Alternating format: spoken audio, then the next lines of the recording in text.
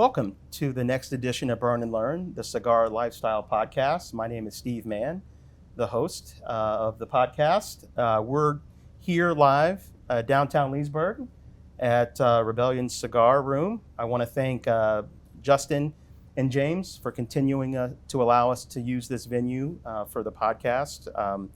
Excellent opportunity for us to have a great conversation this evening over a great stick and an absolutely beautiful cigar lounge in downtown Leesburg.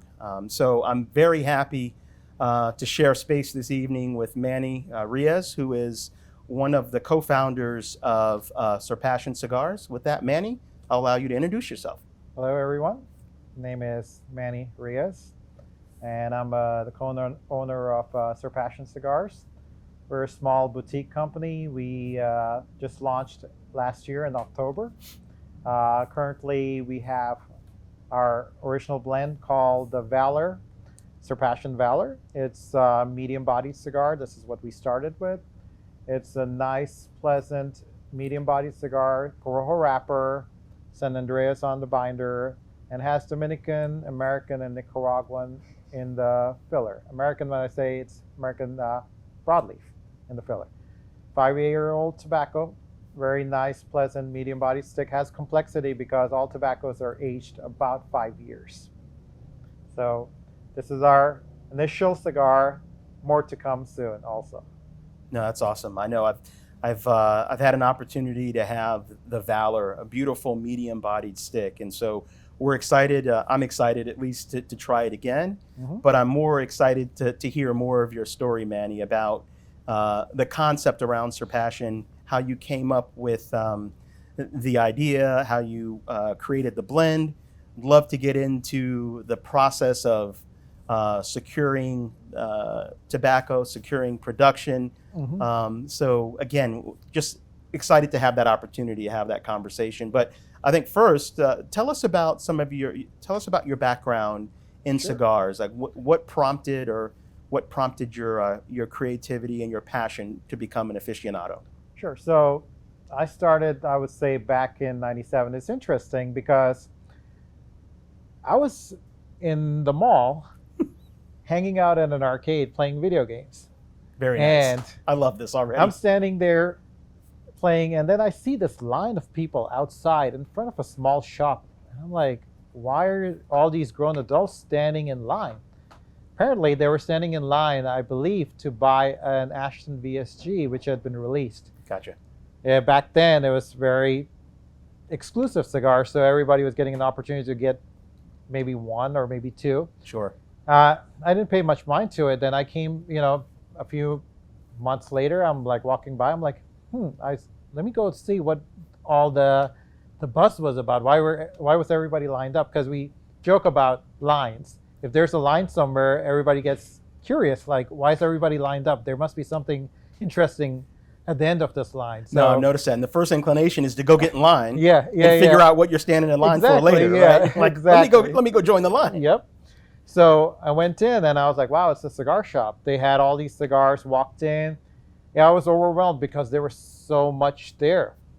I didn't know where to start, where to stop. I got some information, went back, started doing some research. I'm like, what is this? What's so special about these? So I was like, oh, there's a cigar shop in my area. There was a cigar shop called Cigar Palace, not too far down on Pickett Street, as you're aware. Okay. And I went down there. The owner, very welcoming.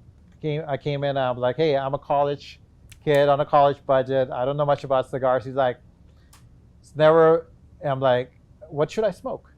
And he's like, oh, try one of the first two cigars I had was a Padron 2000. Okay.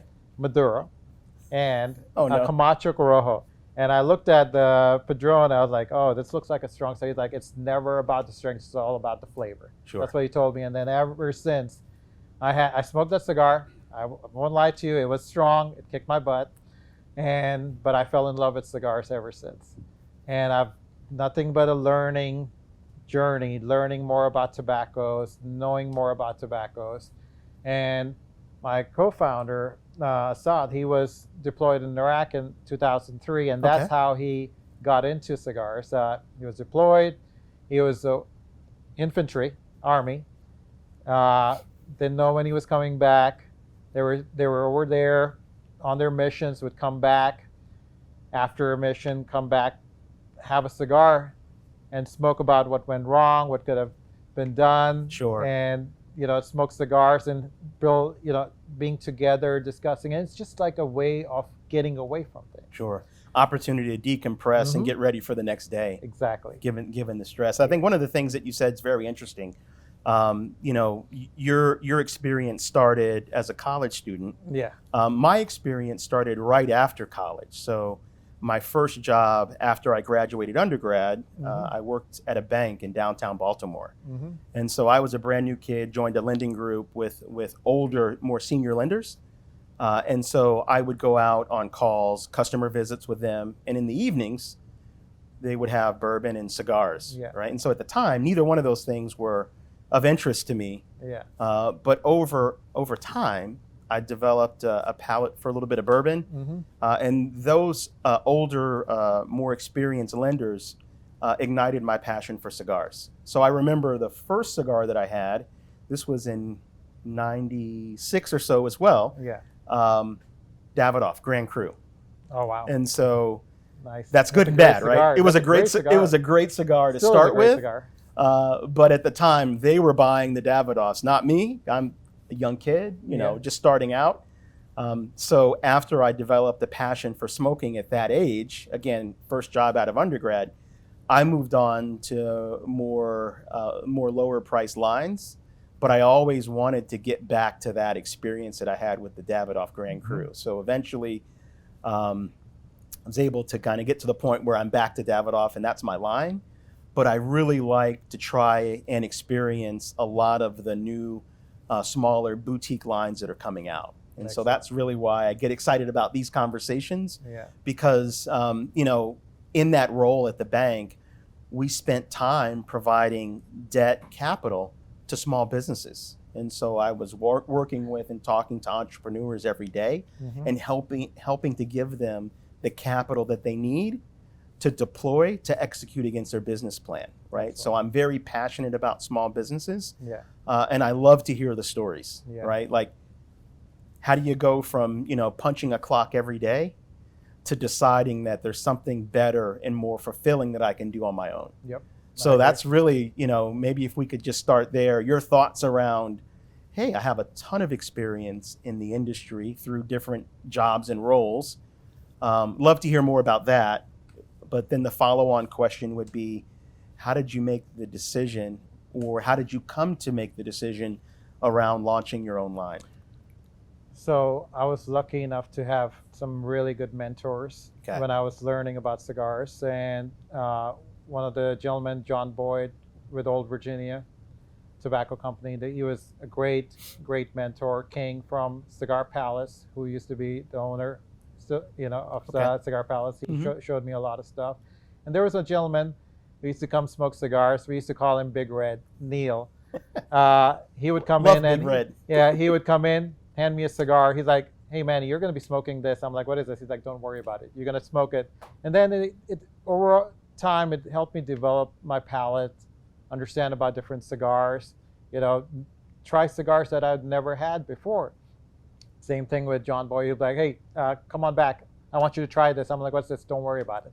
Just try it." They would take the bands off and just make me try it, just blind tasting it and understanding cigars. So I've been, I managed a few cigar shops over the years.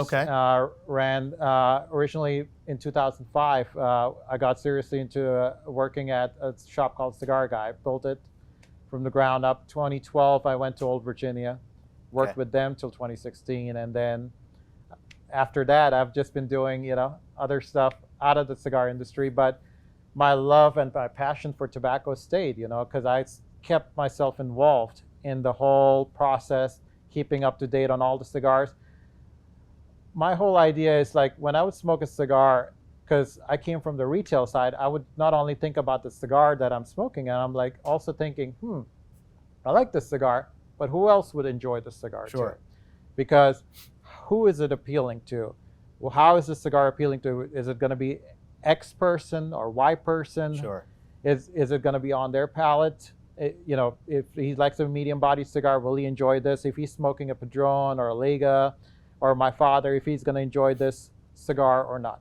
So a lot of that over years of learning about tobacco, helped me with that. And back about 2 years ago, my buddy Assad, who's my co-founder in this, he approached me and he's like, why don't we make our own cigar? I love and that. I was like, yeah, I think it's time. Let's do it. Okay. Because I've done some small things here and there. I did a little homage thing to a friend of mine who was who passed away. He was a Korean War vet. We used to sit around, joke around, be like, oh, we're going to make a cigar. We're going to call it the Patriot. So I did a little thing for him. People enjoyed it, And when Assad talked to me about it, I was like, yeah, you know what? It's time. Let's do it. And then the journey became, finding a factory. Sure. And that's where a lot of, research and work goes into it. And then we were looking at a lot of different factories. But eventually we settled with this gentleman, Hostos Fernandez. And he's Casada. He's a Casada. And his factory is called Tabacalera La Isla. Okay. So we went with them. Mm-hmm. We set up a meeting with him. It's an interesting journey because we had to find him. We went to a PCA, found him, and we're like, hey, we would love to come to your factory. He thought we were just going to come by, have a little tour. So that's interesting, though. I don't mean to interrupt. Yeah. So you decided that you were going to use PCA as an opportunity to introduce yourself and start. So that's how the conversation started? Yeah. So we actually met him at PCA. That's and we talked and we're like, hey, it'd be really interesting because, I was helping out working with a few cigar shops. And I was there, Assad was there, and we talked to him. Okay. And we went down to his factory, sat down, blended what we wanted to. Funny thing is, our core line, we got it right on the first try. That's beautiful. Yeah, so first try, we were like, okay, we had an idea of what tobaccos we were going to use. We tried to tasted all these different leaves, and we were like, okay, we're going to put all this together. And lo and behold, we had the cigar. I love that. Yeah. I love that. And so, typically we would have done our cut and light already, and I'm excited to try the Valor again. Sure. So with that, why don't we just give that a try? Sure. So the box, Surpassion. So Assad is a vet, so that's why it has the whole cross rifles. This is the Army band they wear. Okay. If you look at when you open the box, the Surpassion logo, that's the officer's hat. Beautiful. Yeah. So the gold and everything. So try one. Grab one. Thank you, sir. Thank you. I'll light one up with you. The whole box itself, as you smoke through it, it leaves the logo Surpassion inside it too. So there was a lot of thinking that went into creating the box itself as well. So, like I said initially, it's all 5-year-old tobacco. So it's going to have that complexity that we were looking for. Funny thing, we're actually coming out with a Connecticut. That was the hardest cigar to blend. Connecticut, I thought Connecticut would be easy. No, it took us 14 tries until we finally nailed the Connecticut down. So the Valor, yes, you got right on the first blend. On the first try. The Connecticut, you were on your 14th. On the 14th, before we were finally like, okay, this is it. Yeah, so that should be coming out hopefully next week. Beautiful. Yeah, so we're looking forward for everybody to be able to try that too. Excited, looking forward to it. But we launched our cigar on October last year, and we've done really well. We sold through our first allocation of these in 2 months. So now there was the waiting game to wait for the next, because this is one of the things, like, you might have heard that you can't rush the hands of time, right? Davidoff uses that famously. And it's true with tobacco. Tobacco, you can't rush tobacco. You have to give it the proper time it deserves to properly age it.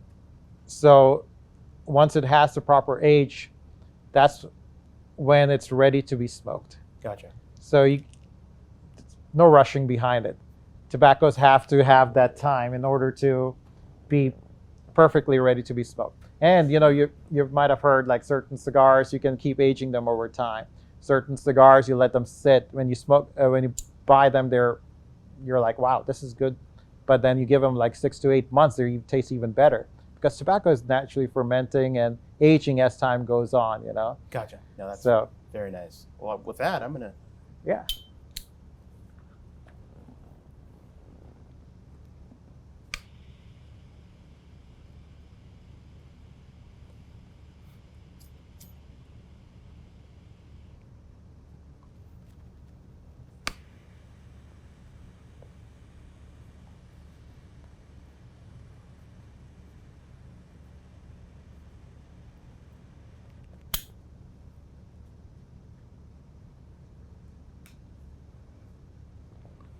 One of the things that we did when we blended Surpassion cigars was that initial note when you take the initial puff should tell you a story. Cigars should be, when you light up a cigar, it should be almost like when you read a book, a foreword. Sure. So it gives you a little bit of idea what's coming. And then as you work through it, it should tell you a story. As you're smoking the cigar, it should give you complexity, flavors. One of the things about this cigar is you will notice as you smoke it, there's a lot of flavor that will come through it. And it's a complex cigar. It'll build on itself. Interesting things we noticed at the factory was Hostos, how particular he is about his whole method, his whole process of doing everything. So when we were there, we noticed like he had barcodes and everything. So he can actually trace back. So if their cigars are sitting in the aging room or drying room, as they call them. People call them aging rooms. You can call them drying rooms too. That's where cigars, once they're rolled, they'll sit in there. And what they're doing is they're removing the moisture to try to get even moisture to get rid of majority of the moisture. Let's just put it this way. Okay. So you can have proper burn on the cigar. So they can grab a cigar out of there, smoke it, and if it's not meeting their standard, they can actually trace it back. His process is so meticulous. He can trace back to who approved the cigar, who rolled the cigar, who was the buncher, who was the guy who put the wrapper on it, who sorted the tobacco, which factory the tobacco came from, or which bale the tobacco was taken from. So he can actually trace it all the way back. Interesting. And I've heard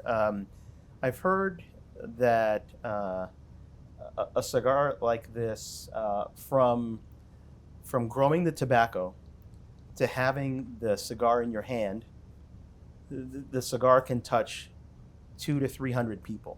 Yeah, 200 to 300. Actually, it can go up to 500 people. Interesting. So the process is so involved. And there's a lot of misunderstandings about cigars also. The only thing that's added into a cigar will be distilled water, fermenting.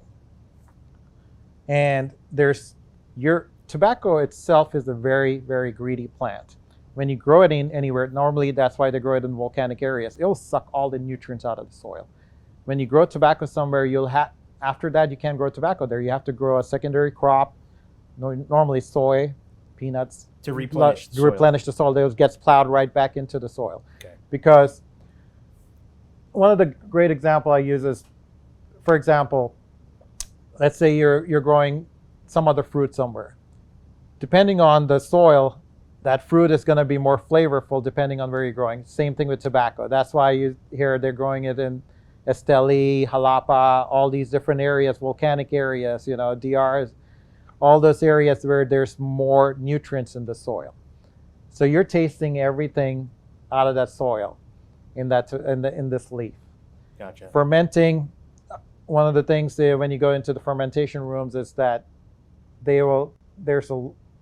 it's hard to stand in there. One of the first things you'll notice because of the smell, because the fermentation process is happening, and you'll see these giant bales of leaf. And I always tell them fermentation happens like a great analogy would be you have a pile of leaves. It's autumn time. If you put your hand in between after you rake the leaves, you'll notice how hot it is in the middle. Gotcha. So the whole process of fermentation is happening in that way. So all those bales leaves, they're actually going to work their way into the middle, where they'll get cooked, fermented.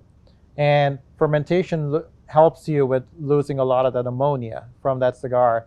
And a lot of the nicotine is lost in that too. But you're going through that whole fermentation process and getting it. Most companies go about 2 years to 5 years, depending on who it is. Our tobaccos are aged at least 5 years before they're brought in and utilized to create the cigar. Gotcha. And what does the production process look like? So the tobacco's been aged for 5 years. It's ready to be produced. Mm-hmm. What is that process from, hey, saying the tobacco's now ready, Mm-hmm. to actually rolling, banding, and setting aside? What is the time frame for something like? What does that time frame look like specifically for Surpassion? So we're looking at 6 months. Okay. Yeah. So from the time the cigar, so now let's say tobacco is ready. It's aged 5 years, went through the whole fermentation process, and it's ready. So now, believe it or not, the process of sorting and rolling is not going to take as long as it takes for it to sit there and dry. The aging or the drying room takes a long period of time, because you have to make sure the tobaccos have married each other properly. Sure. And they're smoking harmoniously. So that's an important step. After that process is done, then comes the sorting, where, most of the sorting is done by women because they see color better. So they make sure, like, that's why when you open a box, how all the colors are very uniform in every box. It doesn't matter who the manufacturer is, but they'll always have everything perfectly sorted. The colors will be perfect.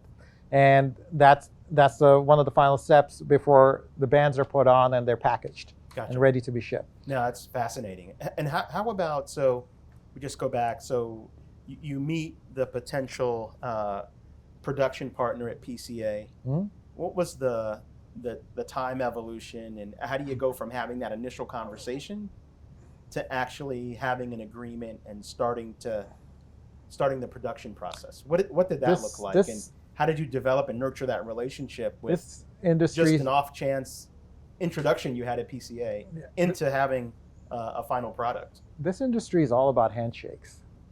This is an old school industry. It's a handshake. It's all about the trust you have in each other. You're trusting your partners on that side to make sure everything is done right. Obviously, you're involved in that as well. But there's a lot of that happens where it's all about you and me sitting down, getting to know each other, having that relationship. Sure. And building that trust, and then saying, hey, we're going to make sure that the cigar that you've created is kept at that same level that you have created it at. So that's one thing you have to be it's about knowing the person. Sure. It's about the partnership, the relationship.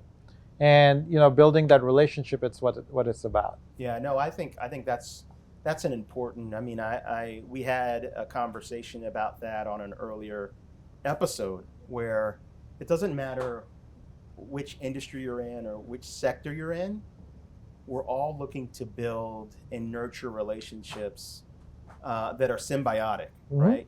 Folks are both benefiting from these relationships. And so, we had, on one of our prior episodes, we had the defensive line coach for the Washington Commanders. Oh, nice. And we had a former defensive tackle for the Redskins. Nice. And so it was very interesting during their conversation how they talked about the value and the benefit of relationships. Because you think in professional sports, it's all raw talent and intellect, and those are very important and key factors. But they talked a lot about the relationships that they created and developed over Mm-hmm. their career, which allowed them to continue to progress. Yeah. So one of the players had played, Kedrick Golston, played with the Redskins for his entire career, 11 years here in D.C. Darryl Tapp, who was the Commanders' D-line coach, he went to a couple of different organizations, and he described in detail how the relationships that he created allowed him to make those proactive moves, not Mm-hmm. only as a player, Yeah. but also as a coach now that he's coaching. And so as I listened to that, I reflected on my own career and realizing that I did benefit from putting value on relationships. So Yeah. I mentioned the senior banker that I teamed up with in my first job, who introduced me to the Davidoff. That was in 1996, almost 30 years ago. Wow. And I still talk to him today, Mhm. because it was a very strong relationship, and we both benefited from investing in that relationship. So I think that's really important. And so the other piece is, I tie that into the look and feel walking into a lounge. I travel a lot. When I travel, I'll just do a Google search and I'll find a nice lounge, Yeah. and I'll just go, Mhm. right? First of all, at the end of the day, I'm looking for that time to decompress and relax, and a cigar for me is the best way to do that. But also, I look forward to the opportunity to meet new people, Yeah. and just understand their story and Yeah. decompress over a budding relationship, which I think is very important. Yeah, that's what I always say, because one of the best things about lounges is, doesn't matter. I do the same thing as you do. When I'm traveling somewhere, I will Google and find the closest lounge to me. And I cannot tell you, there's not been one time I went into a lounge and sat down and didn't have a great conversation, because it's one of the best places to interact, to build that relationship, is a cigar lounge. Back in the day when I was working, one of the places, I use that as a great example, I had a professional wrestler and a judge sitting together having a great conversation. I'm like, That's where beautiful. else would you have that That's conversation beautiful. except in a cigar lounge, That's it. Everybody's having a good time, everybody's talking, there's so many things discussed, so many deals made in cigar lounges, business is conducted there in cigar lounges, and it doesn't matter what background you come from. In a cigar lounge, you're one and the same. And the common factor is the cigar. Sitting down, having a cigar, having a great conversation with each other, and building a relationship, like we said. Yeah, no, I absolutely agree with that. And so, like, to your point, I've experienced the same thing. Like, I've never been to a lounge where I haven't met friends, right? And so that's, I basically spent my entire career here on the East Coast, except for 3 years. When I worked at Microsoft, I lived in Seattle. Okay. And so I love to tell this story. I get to Seattle, and we moved there for my wife's role at Microsoft. And I moved there not knowing anyone, right? So I didn't know a single person. And so I happened to just Google, and I found a lounge in a casino in Seattle. So I go there one afternoon, having a cigar, but I'm realizing that the casino is like 40 minutes from where I lived. Gotcha. And so I had a conversation with the person that worked there. I'm looking for recommendations for a closer lounge. Yeah. So she's like, hey, I know a private lounge, but you got to know someone. And so I'm like, I'm instantly dejected. I'm like, well, I don't, that counts me out. Like, it's my third day in Seattle. She's like, but I know a guy. I'm like, okay. So I give my number to her. She texts the guy, and I didn't think anything would come of that. 2 days later, the guy, Bob, texted me and said, hey, I hear you want to come out and check out our lounge. Well, absolutely. Can we do it now? He's like, slow down. We can do it Thursday. So that Thursday rolls around. I'm anxious, right? I drive downtown to Seattle in what I think it's called the Soho District. Don't know where I'm going, but it was a really cool ride. I'm passing like the Starbucks headquarters, and the lounge was about 2 miles from there. But as I moved from that area where Starbucks is to where the lounge is, it went from like corporate to very industrial. And so by the time I got to the address, looking around, I'm like, I'm not getting out of the car, right? But I go to the address, I pull up, don't know anyone. There's a guy standing there. I roll the window down, and I'm like, are you Bob? And he's like, yeah. Are you Steve? Yeah. Instantly made a friend. Yeah. Just for the conversation. Yep. Because we know that we're both going to enjoy a steak. Yeah. So I go inside, I go up the stairs, And by the time I get to the top of the stairs, it's probably the most beautiful cigar lounge I've ever been to. You never would have known it from the outside of the building, right? And that night, since it was a private lounge, it's all based on relationships. Yeah. And I'm like, well, I'm out because I don't know anyone. But over a 3 or 4 or 5 hour period that night, I must have been interviewed by 10 members, right? They're just vetting, right? And so, I get there at 6 or 7. By 11 or midnight, the conversation moves toward membership. And so I'm like, okay, this is great. I must have passed the test. But I'll tell you, so that was 2015 to 2018.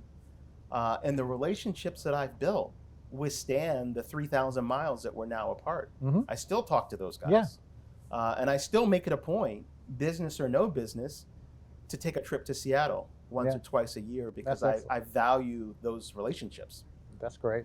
And so that experience I love to share because that just goes to the testament to the camaraderie and the relationships that you can build over something as simple as a cigar. And that's the word, the camaraderie. The camaraderie you build in a lounge, sitting down with people, there's no equal to that. Yeah. And this is the common connecting factor. Okay. Yep. But I think it's interesting though, and I'd love to peel back a little bit on how your retail experience working on the retail side may have given you advantages once you decided to create your own cigar line. Not just as it relates to having industry expertise, but coming from the retail side. Yeah. So when we blended this core Surpassion, when I was sitting on the blending table, one of the first things I was thinking, and then something that I was talking to my co-partner Assad also, is I want to create a cigar. So you cannot have a cigar appeal to everybody, but you can have a cigar that's going to appeal to a good amount of people, I would say, not majority, but good amount of people. So when I was blending the cigar, my mind is always like that retail part kicks in. So if somebody walks into when I was working at a cigar shop, was if they liked a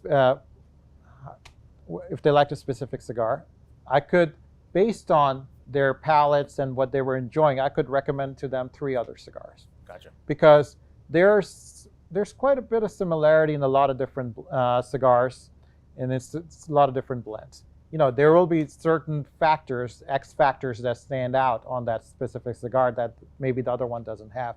But they will have a lot of commonality also that will appeal to a person. Gotcha. So when we were blending this one, the idea was to create a nice medium. That's where we wanted to start from. Then the mild comes, and then the full, which I'll talk to you about a little later. Gotcha. So the idea is to create a cigar that's a medium-bodied cigar that will appeal to somebody who smokes a mild cigar but wants to try a slightly stronger cigar. Move a little over. Yeah. Yeah, gotcha. On a full stomach, he can enjoy it a little bit more. And then to a full-bodied cigar who just likes nothing but powerhouses, be able to smoke a nice medium also. One of the things I learned over the years of smoking cigars, when I started, I smoked full-bodied cigars. Moved to mild, but then eventually I settled on that medium aspect. That's where I seem to enjoy the cigars the most, because at the end of the day, it's all about flavors. It's all about enjoying the different flavors in the cigar. Sure. And getting that into the Surpassion was the goal, to be able to create a cigar that would, appeal to a lot of people. And so far, I think we've done a pretty good job. If I, might not say so myself. It's a beautiful cigar. Again, I'm kind of a medium, maybe medium plus guy. I'm fascinated by your earlier statement around on the Valor, you got the blend right the first time. What was your intended profile? Medium. And how were you able to hit that just based on the first blend? I think that's incredible. So, and I'll give most of that props to Assad also, because he's let's just put it this way, he's a master chef when it comes to making food, and he has that palate. Like I've sat in with him at a restaurant, and he can actually look at a piece of food and say, oh, these are different cuts. I can tell them what part each one came from. Wow. So he has one of those specific palates that he That's a can pick out talent. those things. Yeah. That's a talent. So when we started blending, we had different leaves. Obviously, we tried the different leaves, you roll them, and then you try them and see what will work with what. And we had a good general idea of what we were going to do with the first iteration, where it's going to be a medium-bodied cigar. We didn't want to use certain leaves, but the idea is to be able to create a cigar that can be reproduced all the time. Okay. You can't use certain rare leaves where they're harder to come by. Availability becomes a challenge for exactly. production. Gotcha. Yeah. Okay. So based on that, and then based on like the quality of tobaccos, we were able to blend the right kind of cigar. So we just had an idea of what to do, where to go with that blend, and it somehow worked. Gotcha. You know? So an evolving palate over a number of years obviously gives you an advantage. You couple that with retail experience, looking at it from the smoker's point of view, obviously was an advantage. How about the concept of entrepreneurship, right? The business side of it, understanding that piece of it.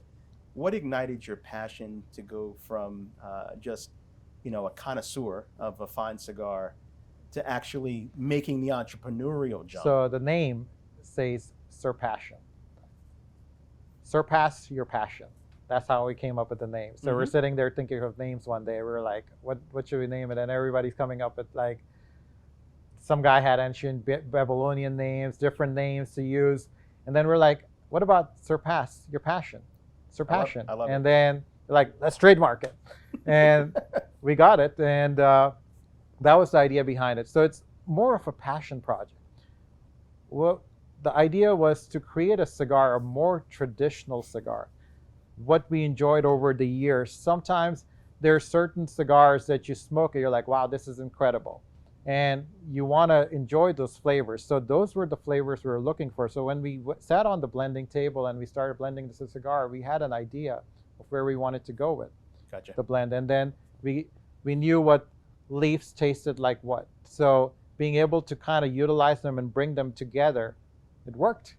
Yeah, no, I like it. I mean, I think, just given my background, I'm always excited to chat with entrepreneurs and understand their journey and what ignited their passion. For me, I recently started a company as well. And my passion for entrepreneurship came from 20 years investing in other people's vision, right? And so, once you have a number of experiences seeing, an entrepreneur come to you with nothing but a business plan, and sometimes it's not even a plan, right? It's just a page of notes or a notebook with notes, and helping them put that into a concise document that allows a lender or a banker to get comfortable with it is really where I excelled in my career. So seeing other people realize their dreams ignited a passion for me to do the same thing. And so that really is, after I finished as a lender and after I finished in the couple of tech roles that I had, took some time and decided that I wanted to venture out. And so that was my kind of journey to entrepreneurship. And so I think we've chatted about, Stogie Hub, the concept that I created around really creating an online platform for cigar aficionados to buy and sell amongst each other cigar accessories, right? Nice. So for me, over the years, as my palate has evolved for finer cigars, so too as my palate evolved for the accessories, right? Yeah. So right now, I'm a big collector of DuPont lighters, big collector of some of the things that just resonate with me. And so what I realized over time is that I've got way too much, right? And so my thought process, and so you have way too much, but you're always on the hunt for something new, right? Yeah. And so that's really where I created this concept around Stogie Hub. So really it's a platform where aficionados can buy and sell amongst each other. And really what I'm trying to replicate and create on the site is the integrity, the look and feel, and the camaraderie that you feel when you walk into a lounge. right? Because I feel like if I can create that on the online platform, then people can lower their guard. They're not worried about fraudulent transactions. They're not worried about, is this really going to be a legitimate purchase? And they can more focus on finding that cutter or lighter or humidor that fits their needs, right? And if they can't find something that fits their needs, they could potentially sell something that no longer fits their needs, so they can go and find that next piece. So, funny story about that is, if you're familiar with Nat Sherman. Absolutely. So back in the day, I got a beautiful Nat Sherman mahogany ashtray.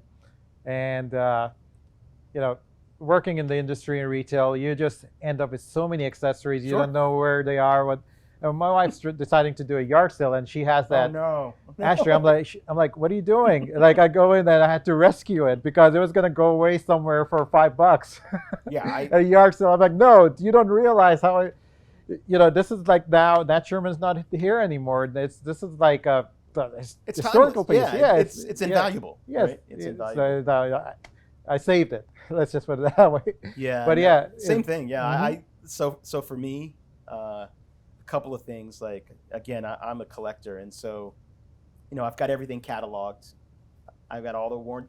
Everything is cataloged and put together, and I know instantly if something's out of place, right? Good. But I'm in constant fear of coming home one day and realizing that she's cleaned me out, right? Kind of lighten the load, and so. Stogie Hub, which is the platform I created, is my proactive approach to maybe trying to deal with that, right? That's good. And so, that's great. Again, I think we're about 6 or 7 weeks in. We're adding new users on the platform every day. Excellent. We're having some transactions, which is cool. And so while we were having the development team code the website, we came up with this concept of creating the podcast. Really, to be honest, just to keep us active and busy while they were coding. Gotcha. And so what we found is that, this has been an excellent platform for us to have really great conversations, absolutely, really great cigars, and just be able to enjoy some of that relationship building. And so we welcome the opportunity to have conversations like this. We welcome the opportunity to hear your story and hear others' stories. So it's been great. So we obviously look forward to your next release. We'll have you back on. Love to know how that goes. So our next release is in Ecuadorian Connecticut. Okay. It's going to be on the milder side. This one is called the Surpassion Valor. The next one in line is the Queen of Battle. Okay. It's Ecuadorian Connecticut Queen of Battle because Queen of Battle is the infantry in the army. So as a queen on the chessboard can go in all directions, that's what Queen of Battle. It's an Ecuadorian Connecticut. We have a broadleaf planned. Very nice. So that will kind of complete our trifecta. That will be called the King of Battle, the artillery. So as you see, this is a bluer band. This is the Army blues on it, and then the lighter blues. So the Queen of Battle, the colors are inverted. So it's the lighter blue on the outside, and then the darker blues on the inside. Very nice. And then the King of Battle is going to be the red because red is our color for the artillery. I like it. So that will kind of cover our trifecta. So we'll have a medium, a mild, and then a full bodied coming out. Gotcha. Yeah. I think what's really cool is that this is obviously a beautiful stick. But what's really nice, and I don't think people talk about it enough, is the creation of the band, which is beautiful. Thank you. And your presentation of your box. Thank you. I mean, the presentation from A to Z is just top notch. I appreciate it's beautiful. that. Yeah, and a lot of kudos goes to our friends who helped us design this, Ken, Naeem, and of course Assad, who has a whole designer team behind him. I like it. Assad was able to go in with his graphics guys and everything else, and then bring that vision to life. And once you see the Queen of Battle next time, hopefully when I'm here, we'll bring that on, and we can look forward to that. Yeah, I look forward to that. We'll bring that on. Unfortunately, it's sitting at a port, so it should be on its way. We should have it in probably next week, and all the shops will start getting them in as well. So I'm looking forward to everybody being able to try. This on the milder offering, very nice, pleasant, mellower stick. And I was joking that I'm not a real big mild smoker, but yet I was smoking them back to back to back because it's a really good cigar. Good. No, very well blended. No, I like that. I mean, I think, we obviously look forward to trying those new releases. Again, just based on the Valor, we definitely look forward to the next two One releases. of the things that we're going to make sure that we're doing is never cut on quality. There's quality of the tobacco is paramount.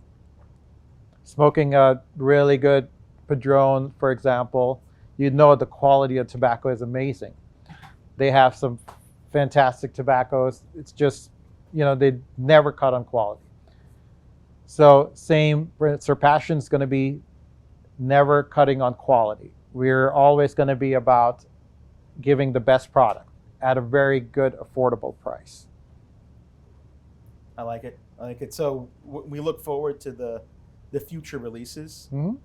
Aspirationally, where do you see yourself in a few years? So we are hoping to be probably in the next. So how we're doing it is growing it organically. Okay. First of all, you have to lay a foundation.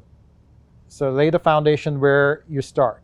So we're growing in this area, trying to get into the shops around this area. We are in 14 shops. Okay. There's a few other shops outside, Arizona, Texas, North Carolina. All relationship driven. Yes. Figured. Yep. So it's all about relationships, and then working on the retail side. One of the hardest things I always tell people, you're as good as the person behind the counter. Sure. This is coming from the retail side. Absolutely. So I always tell people when they would come in, I'm like, make sure you come and take care of the people who are selling your cigar. Get them behind your brand. When they're behind your brand's going to do well. Because if they believe in your cigar and it's a great cigar, they will make sure that, hey, try the cigar. They'll let their patrons know, hey, try the cigar, and they'll try it. And this is an industry driven by word of mouth. Yeah. And if you enjoy it, you'll let your friend know, hey, you got to try the cigar. So it's very small, organically growing industry. It's just word of mouth that goes out, and that's the idea behind it. So grow it organically. Hopefully, in 2 years, be in 50 to 100 shops. Okay. And then grow from there. There's no need to rush anything. I don't believe in coming up with like 20 different SKUs and saying, hey, we have this, we have Robusto, Toro, Gordo, Bellicoso, all these, like you have 6 different sizes, We blended one size to be and it was blended to this size. Everything was blended to that 6x50 Toro. Toro, as you know, is one of the most popular sizes in the industry. It's a de facto to-go-to size. Robustos are good. Lanceros are fantastic, but hard to sell Lanceros, 60 ring gauge, there was a huge trend for it. It kind of died down. It's not the same anymore. And this is coming from my retail side again. Sure. So Toro is the de facto neutral size. So that's the size we went with. Grow it from there. And next year, we'll probably have a Habano out. We're going to be making a half Corona. Very nice. And that's in the works also. And, grow it from there. But I always believe that when people create a cigar or a cigar line, you have to always make sure your core lines stay perfect. Or you have to make sure they're consistent. The core lines are what's going to keep driving your brand.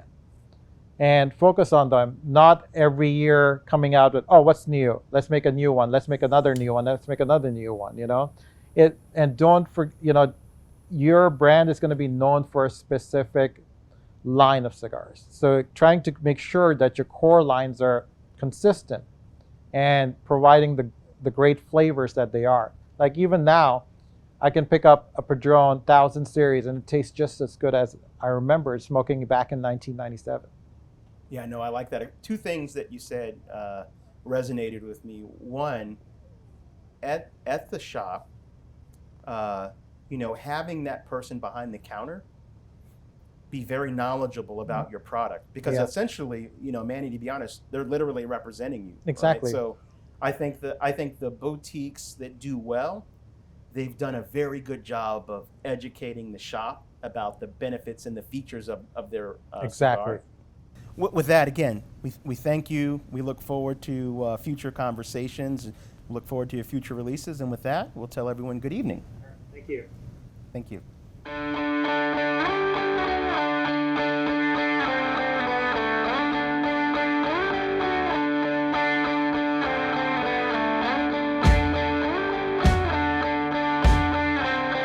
Thanks for lighting one up with us. That was Stephen Mann. And you've been listening to Burn and Learn. The Cigar Lifestyle Podcast is brought to you by Stogie Hub. Elevate your cigar game. And Access Studios. Access the power of video.